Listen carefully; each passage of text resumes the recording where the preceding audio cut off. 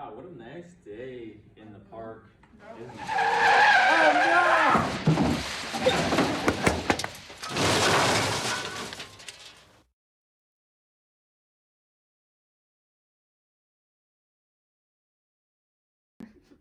Hello, my name is Adam, and this is our patient Amy today.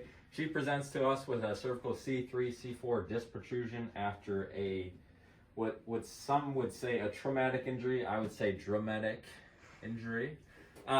So what we're going to do today is we're going to give her some cervical traction to relieve pressure of that disc. So this is going to widen the intervertebral foramina, may reduce the pressure on the inner articular surfaces and the spinal nerve roots. So for setup, Amy, I'm going to have you lie on your back, okay? And then, yep, get your neck in there, slide down just a little bit. Good. So these are going to be resting on our mastoid processes. We're going to strap this down, but not too tight yet.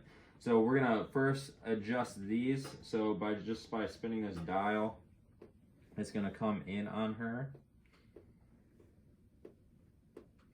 So let me know when it feels tight. All right. Tight. So then give it 2 more turns when they say it's tight.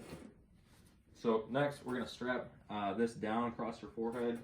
We want it tight but not too tight. How was that? Good. All right, so set up here.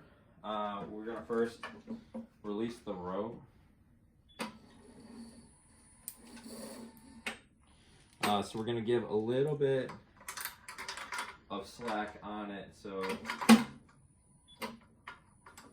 when she first starts, it won't be quite a jolt. So for video purposes, we're just going to go 2 minutes. So you can set that up through here. So first we'll start with steps. So steps, it could ramp up, but we're just going to do step up. So it's going to come full traction, release, and then come to full traction again. So we're just going to go 1 step on the way up, 1 step on the way down. So since this is her first treatment, we are going to go static, 2 minutes, edit min max levels.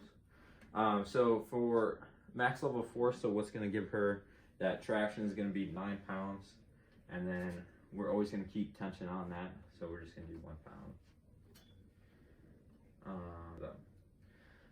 So everything's all set, it looks like. So Amy, we're going to put this in your hand, and if at any time you feel like it's too much or you want to be done, just hit that button and then it's going to stop the treatment. Okay? All right.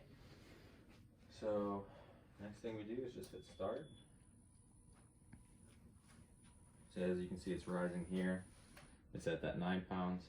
It's going to give some static hold because it is her first treatment. It kind of works like suction to decrease the intracranial pressure by pulling the disc back into place. And it's also tensioning the posterior longitudinal ligament at the aspect of the disc, which are just some of the mechanisms that this traction works by. Okay, we are going to stop, so you can just hit that button, Amy. Take her out of this.